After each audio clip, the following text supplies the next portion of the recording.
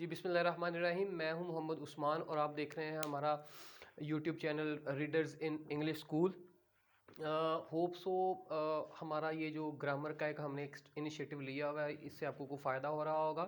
उम्मीद है मेरे व्यूअर्स जो हैं वो इससे ज़रूर फ़ायदा ले रहे होंगे।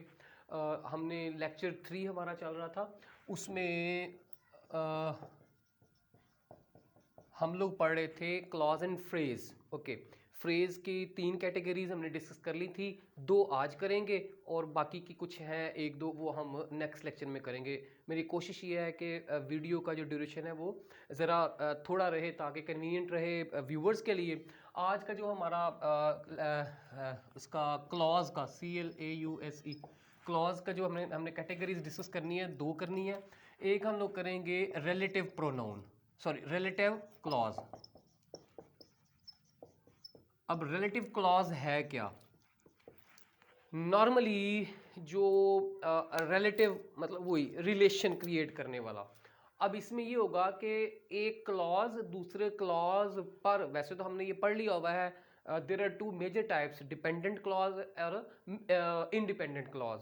ओके, अब ये होगा कि एक क्लॉज वो पूरी तरह से रिलेट कर रहा होगा दूसरे क्लॉज के साथ, और जो मेजर क्लॉज है वो हमेशा इंडिपेंडेंट होगा, और रिलेटिव क्लॉज या हमने जो प्रीवियस क्लॉजेस की डेफिनेशंस पढ़ी हैं या काइंड्स पढ़ी हैं वो सारी की सारी डिपेंडेंट मतलब सबऑर्डिनेट क्लॉजेस होंगे। ये बात एक कंडीशन याद रखिएगा, किसी भी एक सेंटेंस में हमेशा एक मेन क्लॉज या इंडिपेंडेंट क्लॉज होगा और बाकी हम जितनी भी कैटेगरीज पढ़ रहे हैं उसकी टाइप्स जितनी भी पढ़ी हैं वो सारे सबऑर्डिनेट क्लॉज ही हैं और उन्हीं की डिफरेंट टाइप्स हैं, उन्हीं का डिफरेंट बेसिकली यूजेज है। सिर्फ मुख्तलिफ क्लॉजेज का एज अ डिपेंडेंट क्लॉज किसी सेंटेंस के अंदर यूज हो रहा है। अब उस यूज को ही बेसिकली हमने सीखना है, तो आज हमारा जो है वो रिलेटिव क्लॉज है।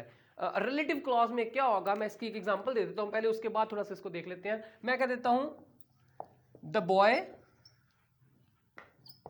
Who one, the boy who one was my best friend। इसको अगर हम यूं कहें the boy who one was my best friend, एक एग्जांपल और लिख लेते हैं, मुझे लगता है ये ज्यादा, the boy who one did great effort, ये ज्यादा बेहतर है। क्योंकि अब देखिएगा जरा इसको समझ लेते हैं बात को।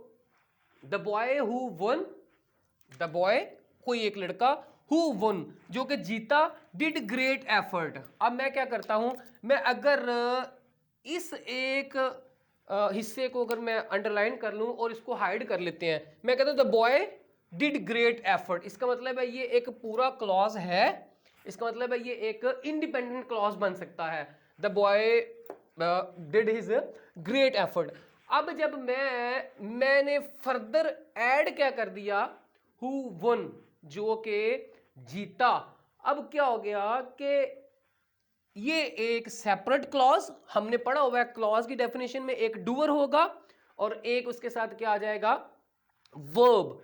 तो गौर करें बात पे, हु वन ये भी तो बेसिकली एक क्लॉज है ना, लेकिन अगर मैं इसको सेपरेटली लिख लेता हूं, सपोज मैंने लिख लिया हु वन, क्या ऑब्वियसली ये एक क्लॉज है, लेकिन क्या ये फुल्ली अंडरस्टैंडेबल है? सॉरी, ये नहीं अंडरस्टैंडेबल। इसका मतलब है ये अब क्या करेगा, ये हमारे इंडिपेंडेंट क्लॉज को एक मेन क्लॉज के मीनिंग में फर्दर इजाफा करेगा, और अगर हम इसको सेपरेट लिखते हैं तो ये पूरी तरह से समझ नहीं आ रहा। सो हमें क्या करना पड़ेगा कि इंडिपेंडेंट क्लॉज के लिए जो एक और क्लॉज, और वो क्या है, डिपेंडेंट और सबऑर्डिनेट क्लॉज। जब सबऑर्डिनेट क्लॉज और डिपेंडेंट क्लॉज जब ये किसी एक इंडिपेंडेंट क्लॉज के साथ रिलेट करेगा। अब रिलेटिव क्लॉजेस में जो हमने WH वर्ड्स और WH फैमिली हमने पढ़े हुए हैं, लाइक हु, होम, हुज, इसी तरह से दैट। तो ये जो क्लॉजेस हैं, ये जो रिलेटिव प्रोनाउंस हैं, जब बेसिकली ये रिलेटिव प्रोनाउंस किसी एक मेन सेंटेंस में इस्तेमाल हो रहे हो और वो relative pronoun as a subject और उसके साथ जब एक वर्ब आ जाए तो वो हो जाएगा एक क्लॉज, और फिर वो क्लॉज इंडिपेंडेंट क्लॉज मतलब मेन क्लॉज से रिलेट करेगा। जब वो मेन क्लॉज से रिलेट करेगा तो फिर हम कहेंगे ये हमारे पास क्या आ जाएगा, relative pronoun, relative clause. It is called relative clause. अगर मैं इसकी एक और एग्जांपल आपको दे सकूं तो आपने पढ़ा हुआ है, बड़ा फेमस है, God helps those who, God helps those who help themselves।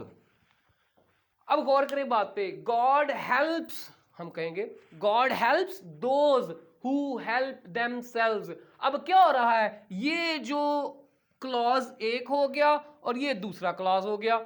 जो मेन क्लॉज है, जो इंडिपेंडेंट क्लॉज है, वो है गॉड हेल्प्स। फाइन। अब नेक्स्ट जो क्लॉज हमने यूज किया, इसमें भी ऑब्वियसली एक डूअर और एक एटलीस्ट वर्ब है। इसका मतलब है ये क्लॉज तो है ना जी, हु हेल्प themselves। अब ये पूरे का पूरा जो क्लॉज है ये रिलेट कर रहा है इंडिपेंडेंट क्लॉज के साथ, रिलेट कर रहा है, इसका इसके साथ रिलेशन बनाया जा रहा है विद दोज के साथ। जब हम एक रिलेशन क्रिएट कर रहे हैं इंडिपेंडेंट क्लॉज और इंडिपेंडेंट क्लॉज और डिपेंडेंट क्लॉज के साथ, तो फिर हम कहेंगे कि ये जो हमारे पास क्लॉज बन गया, ये हमारे पास हो गया ये पूरे का पूरा। इसको जब कंसीडर कर लेंगे तो ये रिलेटिव क्लॉज के तौर पर हम इसको इस्तेमाल कर रहे होंगे और ये हमारा रिलेटिव क्लॉज होगा। ये था हमारा रिलेटिव क्लॉज। इसके अलावा एक बड़ा फेमस है कंडीशनल,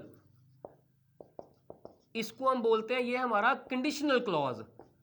अब कंडीशनल क्लॉज क्या हो जाएगा, आपने कंडीशन, वही ऑब्वियसली एक शर्त को बोलते हैं। कंडीशनल क्लॉज में ये होता है कि एक क्लॉज दूसरे क्लॉज के साथ कंडीशन बना रहा होता है और उसमें भी होगा एक ही मेन क्लॉज। इंडिपेंडेंट क्लॉज हमेशा एक होता है सेंटेंस में और उसके बाद जो clause supporting as a supporting factor use हो रहा होता है उससे हम कहते हैं, उसे डिफरेंट नाम है उसके। एक रिलेटिव क्लॉज कह लिया, कुछ हमने एडवर्बियल क्लॉज भी पढ़ा था, इसके अलावा एडजेक्टिव क्लॉज भी है, नाउन क्लॉज भी है, व्हाटएवर। अब कंडीशनल क्लॉज में क्या होगा, कंडीशन के लिए नॉर्मली एक बड़ा अच्छा सा सेंटेंस है, मैं कहता हूं if Adam sings well he will win. If Adam sings well he will win. तो इंडिपेंडेंट क्लॉज कौन सा और डिपेंडेंट क्लॉज कौन सा, पहले तो ये देखना है। जब हमें इंडिपेंडेंट क्लॉज की समझ आ जाए तो फिर हम देख लेंगे कि जो हमारा दूसरा क्लॉज है वो किस पॉइंट ऑफ व्यू से यूज हो रहा है। क्या वो रिलेट कर रहा है, या क्या वो कंडीशन क्रिएट कर रहा है, या क्या वो किसी नाउन के लिए क्लॉज यूज हो रहा है, या क्या वो किसी एडजेक्टिव के लिए क्लॉज यूज हो रहा है, या क्या वो किसी एडवर्ब के लिए क्लॉज यूज हो रहा है। गॉट इट जी।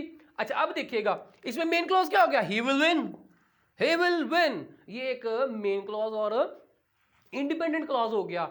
अब कंडीशन क्या आ गई, if Adam sings, if Adam sings he will win।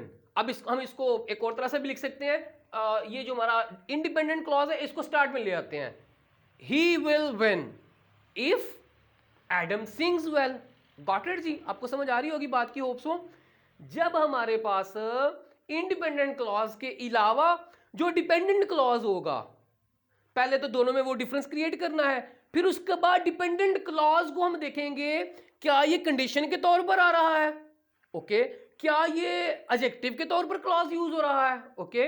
क्योंकि अगर हम एडजेक्टिव की बात करते हैं तो वो भी तो जो एडजेक्टिव क्लॉज है वो भी इन अ होल एक एडजेक्टिव के तौर पर यूज हो रहा होगा, और उसके लिए ये कंडीशन है कि उसमें डूअर होगा और उसमें कोई क्वालिटी होगी, डूअर क्वालिटी और फिर उसके बाद वर्ब। ठीक हो गया जी।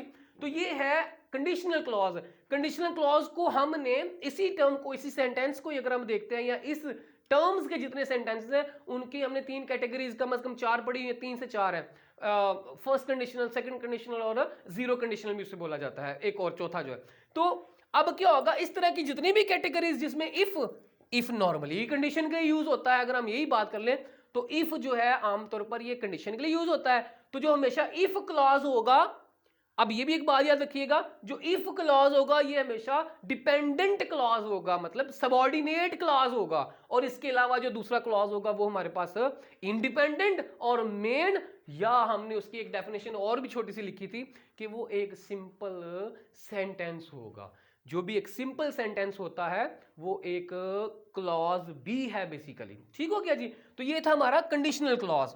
कंडीशनल क्लॉज में लाइक एक और इसी से रिलेटेड एग्जांपल, इफ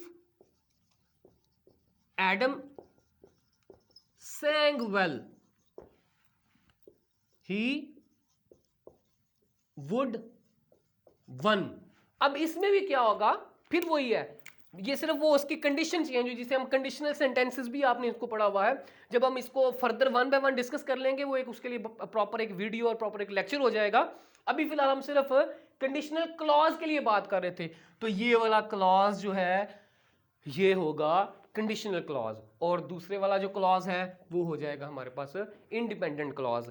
सिर्फ एक बात का ख्याल करना है, किसी एक सेंटेंस में, वो चाहे सेंटेंस सिंपल हो, चाहे वो कॉम्प्लेक्स हो, चाहे वो कंपाउंड हो या कंपाउंड कॉम्प्लेक्स सेंटेंस हो, उसके अंदर एक इंडिपेंडेंट क्लॉज होगा मिनिमम और मैक्सिमम भी, और इसके अलावा उसमें सबऑर्डिनेट क्लॉजेस होंगे, वो एक से ज्यादा भी हो सकते हैं। और वो सबऑर्डिनेट क्लॉजेस को फिर हमने सिर्फ यहां से इस पॉइंट ऑफ व्यू से देखना है कि वो सबऑर्डिनेट क्लॉज कोई भी एक इंडिविजुअली, क्या वो किसी सॉरी क्या वो किसी एडजेक्टिव के लिए यूज हो रहा है, क्या वो सबऑर्डिनेट क्लॉज किसी एडवर्ब के लिए यूज हो रहा है, क्या वो सबऑर्डिनेट क्लॉज किसी नाउन के लिए यूज हो रहा है, या क्या वो रिलेट कर रहा है। आपको बात समझ आ गई होगी, होप सो। ये हमारा छोटा सा आज का टॉपिक था।